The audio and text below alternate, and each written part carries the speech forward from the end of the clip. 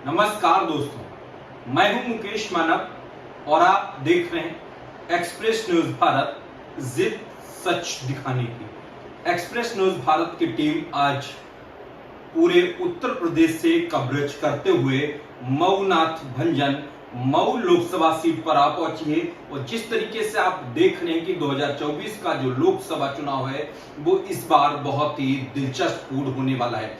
इस समय express news Bharat की टीम गीतांजलि होटल में मौजूद है, जो कि होटल पूरे शहर में टॉप क्लास का होटल कहा जाता है। पूरे देश के, पूरे प्रदेश के जब भी कोई मंत्री और नेता आते हैं तो वो इसी गीतांजलि होटल में विश्राम करते हैं। जैसे कि आपने देखा कि आज नरेंद्र मोदी जी का कार्यक्रम है और यहाँ तमाम बड़े नेता पूरे देश के यहाँ पर पड़े हुए थे, लगातार कई दिनों से कैंपेन कर रहे थे।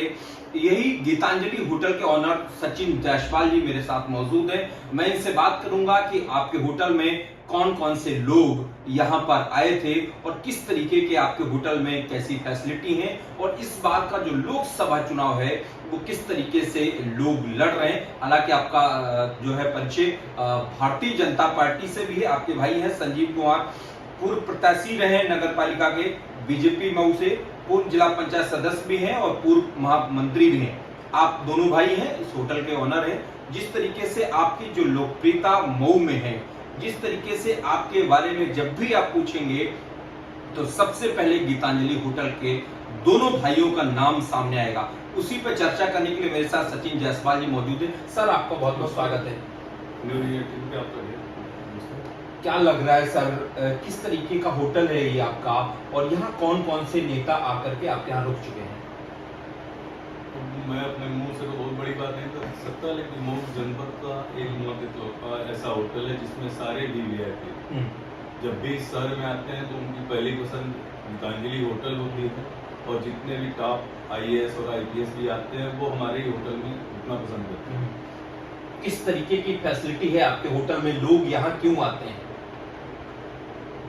जो 4 स्टार और 5 स्टार होटलों में फैसिलिटी होनी चाहिए, बड़े शहरों में जो 4 स्टार और 5 स्टार होटलों में फैसिलिटी होती है वो हमारे होटल में फैसिलिटी है। हमारे होटल की सबसे विशेषता यही है कि हमारा होटल हमेशा any time neat and clean होता है।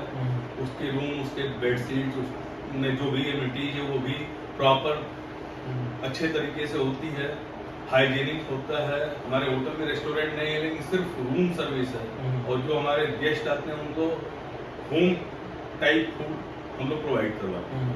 जैसे अभी माननीय प्रधानमंत्री कार्यक्रम के लिए यहाँ पे उत्तर प्रदेश के उप मुख्यमंत्री माननीय पाठक जी, राज्यसभा सांसद मिथिलेश कटियार जी और तमाम बड़े नेता यहाँ मौजूद थे। आज अभी कार्यक्रम में वो गए हैं, उसके बाद फिर आके यहीं पेश किए जाते। तो अच्छा, अब मैं आपसे लोकसभा चुनाव की चर्चा कर लेता हूँ। माहौल किस टाइप का है इस बार? मऊ और घोसी लोकसभा सीट पूरे देश में चर्चा का विषय बनी हुई है। क्या लग रहा है, यहाँ की जनता क्या चाह रही है? यहाँ किसी भाजपा ने गठबंधन में दिया है। गठबंधन के सहयोगी ओम प्रकाश राजभर जी के बड़े बेटे डॉक्टर अरविंद राजभर जी यहाँ से छड़ी निशान पे चुनाव लड़ रहे हैं। और हमारे प्रधानमंत्री जी का जो सपना है सबका साथ, सबका विकास और सबका विश्वास, उसी के मूल में ये चुनाव हो रहा है। और गठबंधन के प्रत्याशी के लिए यहाँ के भाजपा के तमाम छोटे बड़े राज्य से लेके देश स्तर के नेता अरविंद राजभर जी के पक्ष में प्रचार के लिए यहाँ मौजूद हैं और डट चुके हैं मैदान। मैं देख रहा हूँ सर, इंडिया गठबंधन के जो प्रत्याशी हैं राजीव राय जी, वो ये कह रहे हैं कि ये लोग बाहर से हैं, आप लोग हमको वोट कीजिए, हमने यहाँ के और हमने कोविड-19 के समय पर बहुत सारा काम किया है। राजीव राय जी के बारे में बहुत कमेंट तो मैं नहीं कर सकता, वो भी सपा और इंडियन अलायंस के प्रत्याशी हैं, लेकिन हाँ वो भी बाहरी हैं। अगर अरविंद राजभर जी को बाहरी कहा जा रहा तो वो भी गैर बगल के जनपद बलिया के रहने वाले हैं। तो यहाँ बाहरी प्रत्याशी ही आज तक चुनाव जीता है और लड़ा भी है। बाहरी पूरा देश हमारा है और उस देश में आप बंटवारा जिले वाइज और ग्राम वाइज करेंगे तो ये लोकसभा का चुनाव है, पूरे देश का चुनाव है। और यहाँ देश स्तर पे जो समस्या है उसके आधार पे ही चुनाव होना है और उस हिसाब से प्रत्याशी चयन होगा। क्या लग रहा है, इससे पहले जो यहाँ सांसद थे उन्होंने कुछ विकास कार्य नहीं किए, बहुत ज्यादा मैं देख रहा हूँ डेवलपमेंट नहीं हो पाया है। यहाँ का दुर्भाग्य ये है कि यहाँ पे जब भी चुनाव हुआ तो यहाँ के एमएलए मुख्तार अंसारी साहब हुआ करते थे, माफिया मुख्तार अंसारी हुआ करते थे, जो अब इस दुनिया में नहीं रहे। दुर्भाग्य था 25 साल यहाँ के वो विधायक रहे और जिसमें 18-19 साल वो जेल में रहे। इसके पूर्व अतुल राय जी सपा बसपा गठबंधन में सांसद हुए, वो सांसद होने से पहले ही जेल में चले गए और पूरी सांसदी 5 साल की वो जेल में बिताए। तो यहाँ का चुनाव जो लड़ता है वो जेल में ही रहता है, ये वो बन गया। तो विकास कहाँ से हो पाएगा? जेल से विकास तो हो नहीं सकता। डबल इंजन की सरकार है आपकी, भारतीय जनता पार्टी की, दिल्ली में भी सरकार है और उत्तर प्रदेश में, और उसके बावजूद भी फिर तो बहुत ढेर सारा सर काम होना चाहिए था ना।